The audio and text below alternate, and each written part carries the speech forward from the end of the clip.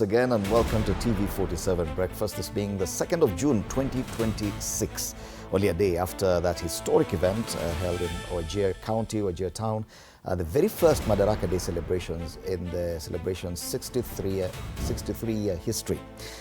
That's what we want to talk about, the highlights from there, the president's speech, what he said, and the goodies that people from Wajir and the northern part of this country got to enjoy from that celebration.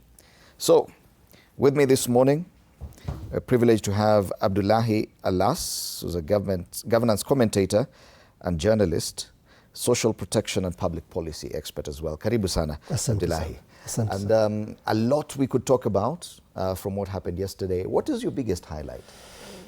The excitement it created in the country, that there is a place called Northern Kenya. It's called Wajir. I'm sure some people in Busia or Kisii or maybe never had, especially the younger generation. So put in Kenyan eyes. Northern part is part of Kenya.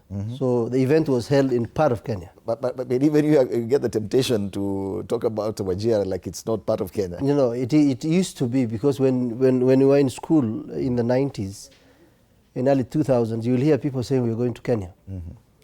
Now, from 2010, we took a different dispensation, devolution came, and then the region started opening up. If you look at the numbers of other Kenyans living in Mandera today, compared to 20 years, they're different. They're close to 3,000 to 5,000 voters from this part of the country in Mandera and in Wajir and Garissa. So that excitement that the stadium was built in one of the counties in this country.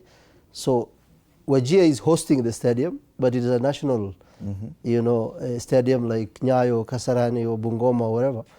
So that excitement of having the event in Wajir is something to applaud, because we are leaving or shifting that events can only be hosted in the highlands of Kenya, in the coast, and now northern frontiers are opening up. That is one. But you see, that is the excitement part of it. You know, the flying of the jets, the flags, the music. But now, what again happened was the naming of the stadium through a former minister, the late Ahmed Ghalif, who died in a plane crash. So that's a recognition of also leaders from the region. But now when the cameras are off and the music is down and the planes have left, we have a lot of questions to ask. How is this stadium going to be sustained? It's not just building it, it is sustaining it. Are the counties of Northern Kenya Department of Sports prepared for what is happening? Are there people in Wajir County, Mandera County, Garissa County, plus their leadership thinking about a concept note on how to make sure that stadium is maintained? It's a big investment from the Kenyan taxpayer money. So it needs to host sports, football. Now it is time to come up with inter-schools, inter-clubs, athletic. Somalis are runners. I ran 5,000 meters in Mandera Secondary School. So 20 years ago. So Mandera is also bordering Somalia, about 700 kilometers. We have the Ethiopian region that is also bordering northern Kenya. We have Djibouti.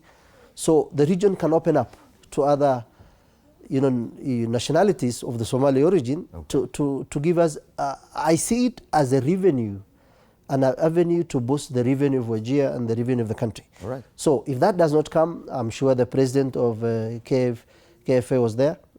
Athletic must be there. So it's an avenue now where other parts of Kenya can travel to northern Kenya and go and see. Yes.